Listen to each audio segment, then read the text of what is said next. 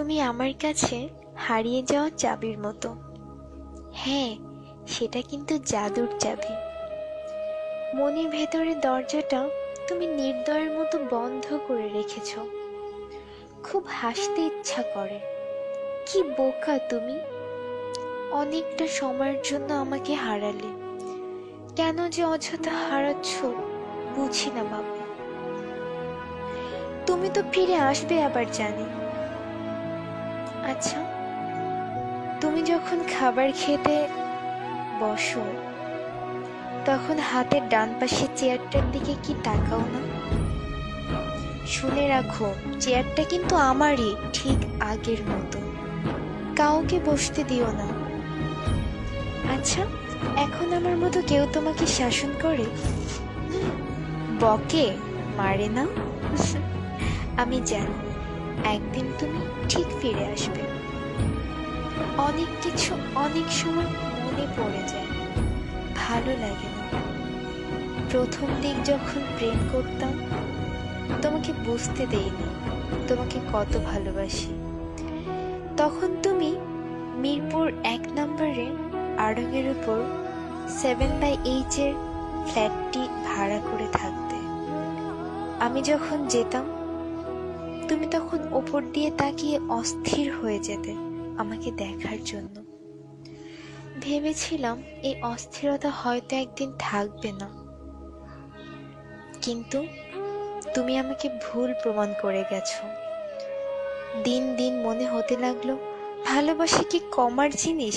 এ তো শুধু বেড়েই চলে। প্রতিটা মুহূর্তে তোমাকে কাছ থেকে ভালোবাসার মানে বুঝেছি। তুমি আমাকে বুঝিয়েছো ভালোবাসাটা কি। ছোটবেলা থেকে নোংরা কিছু দেখতেই পারতাম না। তুমি যখন কোনো একটি কারণে খুব বমি করতে, তারপর যখন তোমাকে গোসল করিয়ে দিতাম, মাথায় পানি ঢেলে দিতাম, বিশ্বাস করো আমার অদ্ভুত শান্তি লাগতো। যখন আমি রাগ করতাম তুমি ক্লান্ত হয়ে শক্ত করে জড়িয়ে ধরে বলতে, কোথায় যাবো আমাকে রেখে? এগুলো আমার মায়া জন্মাতো তোমার জন্য। চোখের সামনে ছবির মতো ভাসে। আমি তোমার চোখে আমাকে হারানোর ভয় পেতে দেখেছি, একবার নয় অনেকবার। তা কি মিথ্যা হতে পারে? আমি বিশ্বাস করতে চাই না। তুমি তোমার জীবনে যাই করো না কেন আমি তোমার অপেক্ষায় থাকব। আমার জাদুর চাবিটা ঠিকই একদিন পাবো।